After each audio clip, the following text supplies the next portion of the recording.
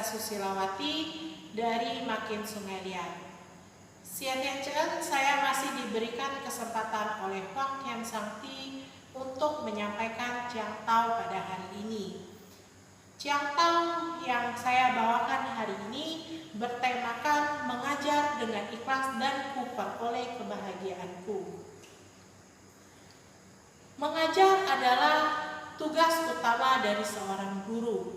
Ketika seorang guru mengajar, haruslah ekstra sabar, mengajar dengan hati yang ikhlas dan tulus.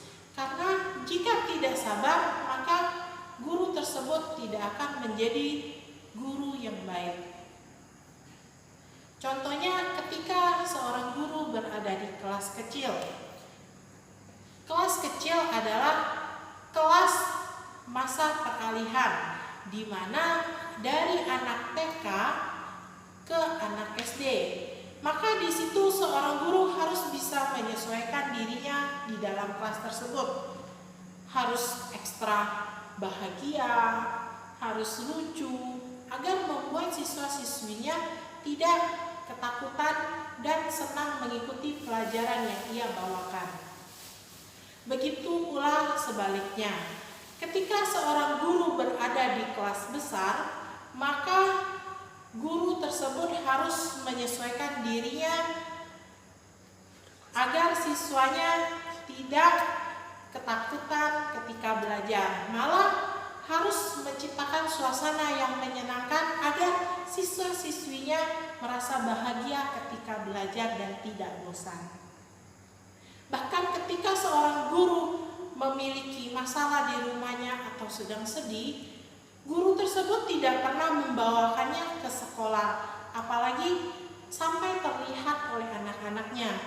Pasti ia akan terlihat bahagia, terlihat sangat menyenangkan ketika berada di sekolah.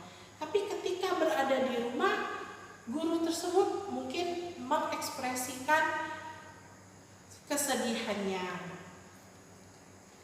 Lalu apakah guru tersebut merasa lelah, merasa bosan ketika mengajar di sekolah?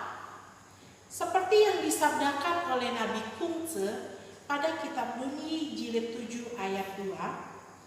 Nabi bersabda, di dalam diam melakukan renungan belajar tidak merasa jemu, dan mengajar orang lain tidak merasa capek. Adakah itu dalam diriku? Mungkin banyak orang bertanya, kenapa sih harus jadi seorang guru? Apakah seorang guru itu tidak bosan, tidak lelah?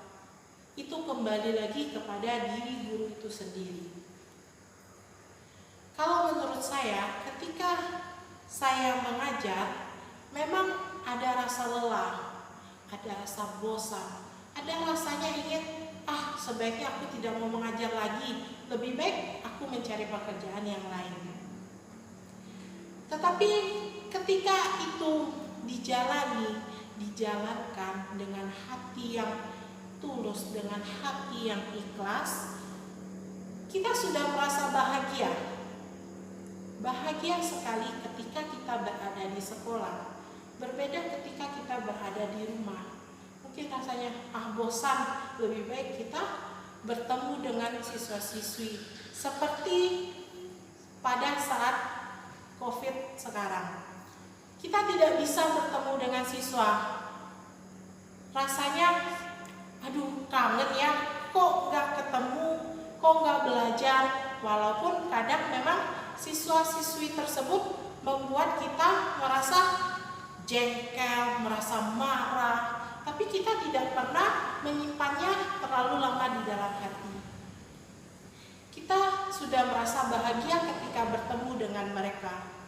Terlebih lagi ketika saya berhasil mendidik seorang siswi atau seorang siswa menjadi seorang yang junjung. Itu merupakan hadiah terindah yang belum tentu bisa dimiliki oleh orang lain. Ketika seorang guru berhasil mendidik siswanya, bahkan ketika seorang siswa bisa berterima kasih kepada gurunya, itu sangat luar biasa.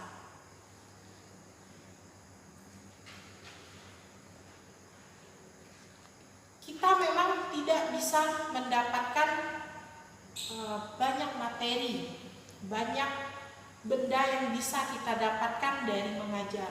Tapi yang kita dapatkan adalah kebahagiaan di dalam rohani kita.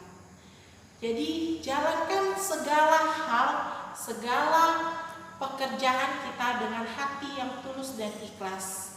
Maka kita akan mendapatkan balasan berupa kebahagiaan dalam rohani kita, walaupun kita tidak bisa mendapatkan kekayaan, mendapatkan materi yang banyak, tapi kita mendapatkan kebahagiaan rohani kita.